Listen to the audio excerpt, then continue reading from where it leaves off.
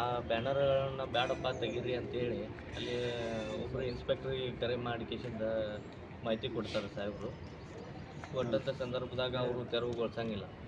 ಇವರು ಸರ್ ಗಂಗಾವತಿಗೆ ಏನು ಹೋಗ್ತಾರೆ, ಹೋಗಿ ಅವ್ರು ವಾಪಸ್ ಬರುವಷ್ಟರೊಳಗೆ ಸ್ವಲ್ಪ ಕಲ್ಲುಗಳು, ಗುಂಡುಗಳು, ಪೆಟ್ರೋಲ್ ಬಾಂಬ್ಗಳು ಇವನ್ನೆಲ್ಲ ತಯಾರಿ ಮಾಡ್ಕೊಂಡು ಇವ್ರು ಯಾವಾಗ ಬರ್ತಾರೆ ಅನ್ನೋದನ್ನು ಕಾಯ್ತಾ ಇರ್ತಾರೆ. ಅವರು ಕಾಯ್ತಾ ಇದ್ದ ಸಂದರ್ಭದಾಗ ರಾಮುನವರು ಕೂಡ ಹೋಗಿ ಅವ್ರಿಗೆ ತಿಳಿ ಹೇಳುವಂಥ ಕೆಲಸ ಮಾಡ್ತಾರೆ. ಅವರು ತಿಳ್ಕೊಳಂಗಿಲ್ಲ ಅವತ್ತಿನ ದಿನ. ಇನ್ನೇನು ಗಾಲಿ ಜನಾರ್ದನ್ ರೆಡ್ಡಿ ಅವರು ಬಂದ ಸಂದರ್ಭದಾಗ ಏಕಾಏಕಿ ಗುಂಡಿನ ದಾಳಿಗಳನ್ನು ಮಾಡ್ತಾರೆ. ಮಾಡಿದ್ರಿಂದ ಈ ಗಲಭೆಯಲ್ಲಿ ಒಬ್ಬ ಕಾಂಗ್ರೆಸ್ ಕಾರ್ಯಕರ್ತನ ಹತ್ಯೆ ಆಗ್ತದೆ.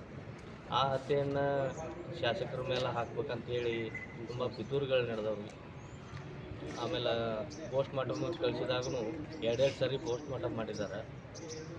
ಫಸ್ಟ್ನೇ ಸಾರಿ ಒಮ್ಮೆ ಇದನ್ನು ಮಾಡಿ ಪೋಸ್ಟ್ ಮಾರ್ಟಮ್ ಮಾಡಿ ಅದರೊಳಗೆ ಏನೂ ಗುಂಡಿಲ್ಲ ಅಂತೇಳಿ ಹಂಗೆ ಬಿಟ್ಟಾರೆ. ಆಮೇಲೆ ಎರಡನೇ ಸಾರಿ ಪೋಸ್ಟ್ ಮಾರ್ಟಮ್ ಮಾಡಿ ಒಂದೇ ಗುಂಡು ಸಿಕ್ಕಿದೆ ಅಂತ ಹೇಳತ್ತಾರೆ. ಇನ್ನೂ ಹಲವಾರು ಗುಂಡುಗಳು ಇರಬೇಕು ಅನ್ನೋ ಉದ್ದೇಶ ಅವ್ರದ್ದಿತ್ತೇನೋ. ಆಮೇಲೆ ಅವೇನು ಸತ್ತಂಥ ಮೃತ ವ್ಯಕ್ತಿ ಅದಾನಲ್ಲ, ಅವರ ಸಂಪ್ರದಾಯದ ಪ್ರಕಾರ ಅವನ್ನ ಹೂಳಬೇಕಾಗಿತ್ತು. ಅವ್ರ ಮನೆಯವರೆಲ್ಲ ಒತ್ತಾಯ ಮಾಡಿ ಇಲ್ಲ ಹೂಡ್ರಿ ಅಂತಂದರು.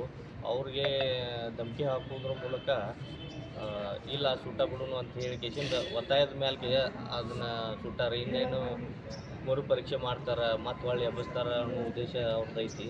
ಹೀಗಾಗಿ ಈಗ ಭರತ್ ರೆಡ್ಡಿ ಅವರು ಹಾಗೂ ಸತೀಶ್ ರೆಡ್ಡಿ ಅವರು ಗನ್ಮ್ಯಾನ್ಗಳನ್ನ ಆಲ್ರೆಡಿ ಬಂಧಿಸಿದ್ದಾರೆ.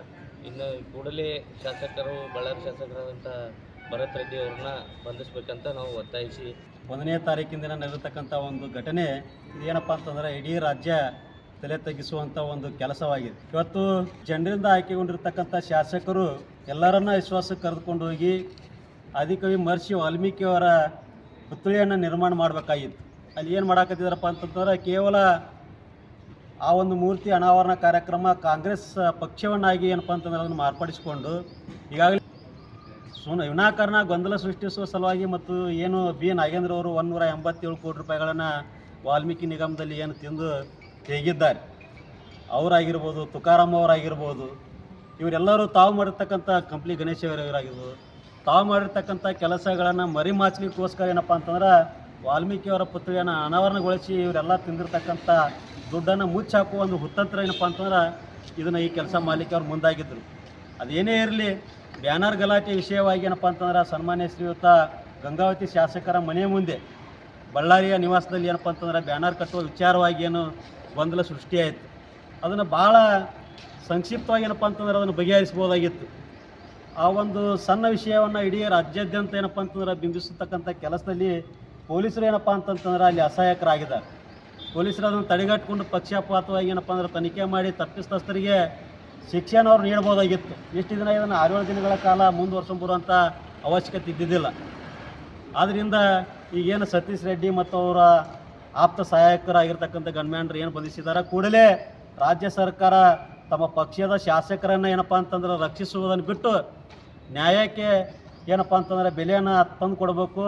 ಅವರನ್ನು ನಾರಾ ಭರತ್ ರೆಡ್ಡಿ ಅವರನ್ನು ಬಂಧಿಸಿ ಅವ್ರಿಗೆ ಶಿಕ್ಷೆ ನೀಡಬೇಕು. ಈ ರಾಜ್ಯದಲ್ಲಿ ಏನಪ್ಪ ಅಂತಂದ್ರೆ ಶಾಂತಿ ಸುವ್ಯವಸ್ಥೆಯನ್ನು ಕಾಪಾಡ್ಕೊಂಡು ಹೋಗ್ಬೇಕು. ಎಲ್ಲ ಕಡೆ ಏನಪ್ಪ ಅಂತಂತಂದ್ರೆ ಶಾಂತಿಯನ್ನು ಇರ್ತಕ್ಕಂಥ ವಿಷಯಗಳನ್ನ ಆಗಿಂದಾಗ ಅದನ್ನು ಚೂಟ್ ಹಾಕ್ಬೇಕು, ಭಾಳ ದಿನ ಬಿಡಬಾರ್ದು. ಇದರಿಂದ ನಮಗೆ ಏನು ಗೊತ್ತಾಗುತ್ತಪ್ಪ ಅಂತಂದ್ರೆ ಕಾಂಗ್ರೆಸ್ ಸರ್ಕಾರ ಏನಪ್ಪ ಅಂತಂದ್ರೆ ಗೃಹ ರಕ್ಷಕರು ಮತ್ತು ಗೃಹ ಇಲಾಖೆ ಏನಪ್ಪ ಅಂತಂತಂದ್ರೆ ಭಾಳ ಎಡವಾಕತ್ತೈತಿ. ಜಿ ಪರಮೇಶ್ವರ್ ಅವ್ರು ಏನಪ್ಪ ಅಂತಂದ್ರೆ ಭಾಳ ಕಠಿಣವಾಗಿರ್ತಕ್ಕಂಥ ನಿರ್ಧಾರಗಳನ್ನು ತೆಗೆದುಕೊಂಡು ಪೊಲೀಸ್ ಇಲಾಖೆ ಮೂಲಕ ಅಲ್ಲಿರ್ತಕ್ಕಂಥ ತಪ್ಪಿತಸ್ಥರನ್ನು ಬಂಧಿಸಿ ಅವ್ರಿಗೆ ಶಿಕ್ಷೆಯನ್ನು ಕೊಡಿಸ್ಬೋದಾಗಿತ್ತು. ಈ ಮೃತಪಟ್ಟಿರ್ತಕ್ಕಂಥ ವ್ಯಕ್ತಿನ 2 ಸಲ ಏನಪ್ಪ ಅಂತಂತಂದ್ರೆ ಸೇವಾ ಪರೀಕ್ಷೆ ಮಾಡಿದ್ದು ನಾವು ಎಲ್ಲಿ ನೋಡಿಲ್ಲ. ಏನು ಅವಶ್ಯಕತೆ ಇತ್ತು? ತಾವು ಮಾಡಿರ್ತಕ್ಕಂಥ ತಪ್ಪನ್ನು ಮುಚ್ಚಿ ಹಾಕಿಕೊಳ್ಳೋಕ್ಕೋಸ್ಕರ ಏನಪ್ಪ ಅಂತಂತಂದ್ರೆ 2 ಬಾರಿ ಏನಪ್ಪ ಅಂತಂದ್ರೆ ಪರೀಕ್ಷೆಗೆ ಇವರು ಮುಂದಾಗ್ತಾ ಇದ್ದಾರೆ. ಇದನ್ನು ನಿಲ್ಲಿಸಬೇಕು. ನೀವು 10 ಸಲ ಸೇವಾ ಪರೀಕ್ಷೆ ಮಾಡಿದರೂ ಕೂಡ ತಪ್ಪು ಯಾವತ್ತಿಗೆ ಏನಪ್ಪ ಅಂತಂತಂದ್ರೆ ಯಾರು ಮಾಡಿದ್ದಾರೆ ಅನ್ನೋದು ಇಡೀ ರಾಜ್ಯದ ಜನರ ಮುಂದೆ ಇವತ್ತೇನಪ್ಪ ಅಂತಂತಂದ್ರೆ ಪ್ರಸಾರಗೊಂಡೈತಿ.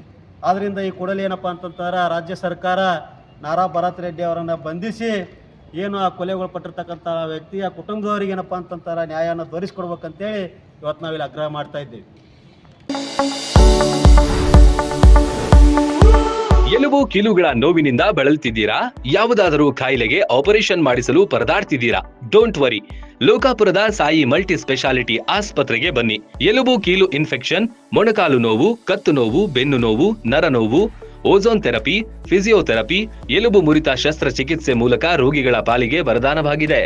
ಅಪೆಂಡಿಕ್ಸ್, ಕಿಡ್ನಿ ಸ್ಟೋನ್, ಮೂಲವ್ಯಾಧಿ, ಹೊಟ್ಟೆ, ತಲೆನೋವು, ಥೈರಾಯ್ಡ್, ಲಿವರ್ ಸಮಸ್ಯೆ, ಕರುಳು, ಹರ್ನಿಯಾ, ಗರ್ಭಕೋಶ, ರಕ್ತನಾಳ, ಡಯಾಬಿಟಿಸ್, ಪಿತ್ತಕೋಶ, ಸ್ತನರೋಗ, ಗ್ಯಾಂಗ್ರೀನ್ ಸೇರಿ ಹಲವಾರು ಕಾಯಿಲೆಗಳಿಗೆ ಇಲ್ಲಿದೆ ಉತ್ತಮ ಚಿಕಿತ್ಸೆ. ಆಧುನಿಕ ಚಿಕಿತ್ಸಾ ಸಲಕರಣೆಗಳು, ಸುಸಜ್ಜಿತ ಬೆಡ್ಗಳು, ವಿಶಾಲವಾದ ಆಸ್ಪತ್ರೆ ಆವರಣದ ಜೊತೆಗೆ ಸ್ವಚ್ಛತೆಗೆ ಆದ್ಯತೆ ನೀಡುವ ತಾಣವೇ ಸಾಯಿ ಮಲ್ಟಿ ಸ್ಪೆಷಾಲಿಟಿ ಆಸ್ಪತ್ರೆ. ಸ್ಥಳ Srinivasa Kalyana Mantapa road, bus stand ಹತ್ತಿರ, ಲೋಕಾಪುರ.